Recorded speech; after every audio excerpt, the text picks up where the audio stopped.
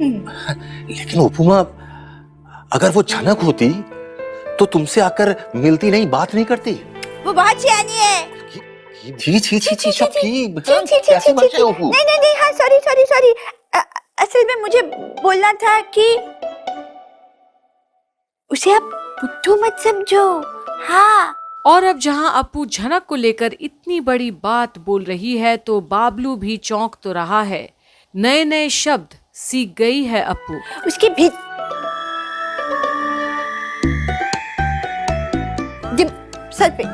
Sir पे ना दिमाग है, बहुत दिमाग है। हाँ बाबा, अप्पू उनको भी लगता है कि अप्पू ठीक बोल रही है। अब अगर मान ले कि झनक ही नूतन है और पुलिस झनक को पकड़ नहीं पा रही है तो मतलब तो यही हो ना कि झनक बहुत शातिर है ना। देखो लालन को समझ में आ गया है। बाबा आप भी ना, आपको कुछ समझ में नहीं आता है। ठीक है उपमा, तुम ठीक बोल रही हो। अच्छा उपमा, तुम एक काम करो ना, तुम जाके अपनी गुड़ियों के साथ खेलो, मुझे लालन से थोड़ी बात करनी है। क्यों? मेरे पति के साथ आप लोग बात करोगे तो मैं क्यों उठूं? और अब बाबलू भी देखता है कि अप्पू में परिवर्तन तो वाकई में आ रहा है। वो पहले की तरह सिर्फ अपनी गुड़ियों के साथ खेलने वाली नहीं रही।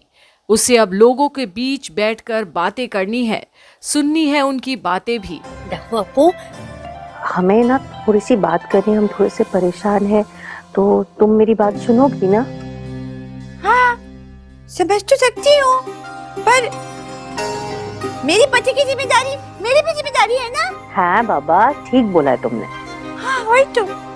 उपमा ठीक है, तुम इधर बैठना, लेकिन चुपचाप, ज्यादा हल्ला गुल्ला मत करना। अप्पू हल्ला नहीं करती है क्या नूतन? नहीं, बिल्कुल नहीं करती है। वो अच्छी बच्ची है। ठीक है, मैं यहाँ खड़ी रह के सुनूंगी, कुछ नहीं करूंगी, पर मुझे सुनना है मेरे पति के साथ कौन क्या कर रहा है, और अगर जरूरत पड़ी ना ऐसे दुम दम मार दूंगी मैं। उपमा, की भाषा है तो तुम क्या सोचेगी, हम लोगों ने अपनी बेटी को कुछ सिखाया नहीं है। ठीक है, सॉरी। और आज बाबलू जिस अप्पू को अपने सामने पाता है उसमें भरपूर साहस, हिम्मत भरी पड़ी है।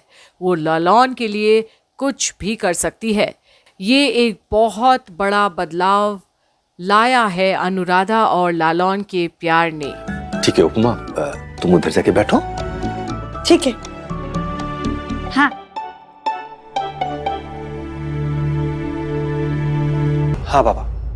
लालू बेटा सुनो, अगर तुम पुलिस के पास जाने से झिझक रहे हो तो तुम्हें यह भी सोचना पड़ेगा कि वो लोग तुम्हें पैसे देंगे कि नहीं। पापा, उन क्या समझाएगा आपको, 2 दिन से परेशान हो रहा है। वो जो बिट्टू है, अपना लड़का अपनी कंपनी में काम करता है, वो कल भी गया था, आज भी गया है। उसका तो पर डे अपन को देना पड़ेगा ना पापा। और वो सारे मजदूर जिन्होंने पूरा पंडाल बांधा, उतारा फिर बांधा, उनको भी तो पैसा देना पड़ेगा। अब अगर अपन पैसा नहीं देगा तो सब लोग अपने घर के बाहर आके बवाल करेंगे। फिर तो पुलिस के पास जाने के अलावा कोई चारा नहीं है। मेरी भी यही राय है। माँ, पर अपन को इतने छोटे से मैटर के लिए पुलिस के पास जाना बहुत अजीब लग रहा है। छोटा सा मैटर?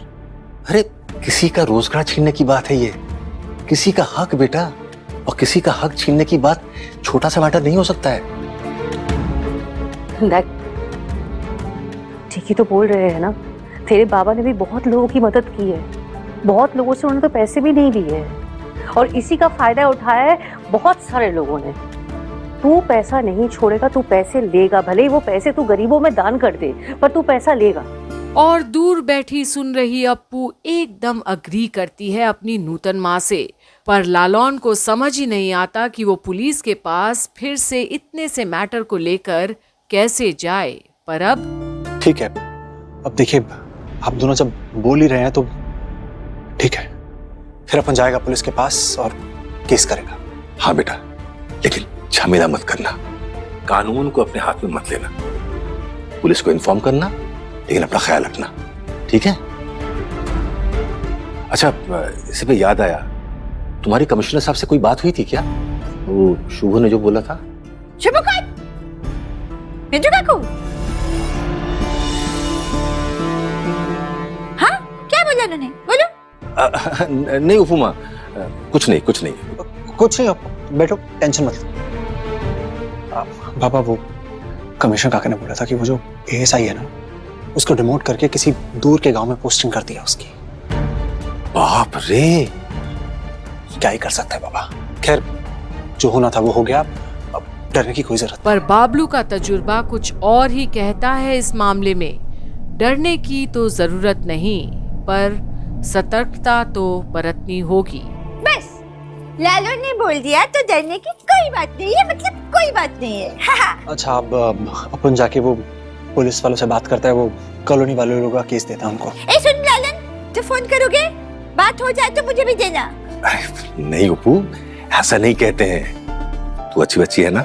हाँ अच्छी बच्ची हूँ बाबा, इसीलिए तो मैंने खुद से नहीं फोन किया। जब लालन बात करेगा ना, उसके फोन से मैं कमिश्नर अंकल को डांटूंगी। अरे बाप रे, तू उस घर में तो इतनी हाजिर जवाब नहीं थी। तो हुआ क्या है?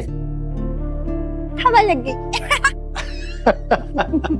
आप लोग कैसे संभालते हैं इसको? ये हमें संभालती है। हाँ बोलो अंजना। आपने वो सृष्टि जी और विनायक जी की एनिवर्सरी पे जाने को लेकर बात की है ना समतन जी के साथ? हाँ हाँ, वो बात मैंने सुबह ही कर ली थी। ठीक है। ठीक है। और अब बाबलू को सृष्टि और विनायक के एनिवर्सरी में जाने की बात भी एक बार फिर से रिमाइंड करवानी है। अगर 25वीं सालगिरह में हम में से कोई भी जाता है तो हमें बहुत सावधान रहना पड़ेगा, समझी मोदी? सही कहा आपने, हमें उस औरत पे कोई भरोसा नहीं है, सावधानी तो बरतनी पड़ेगी। हाँ, और मैं जाऊंगी तो जनक को साथ में लेके आऊंगी घर में। हाँ, की मजा। जनक घर वापस आ जाएगी। चलो बैठो। ठीक है। बस मेरी बेटी और दामाद सही सलामत रहे और कुछ नहीं चाहिए ईश्वर, इन दोनों को बुरी बला से बचाना।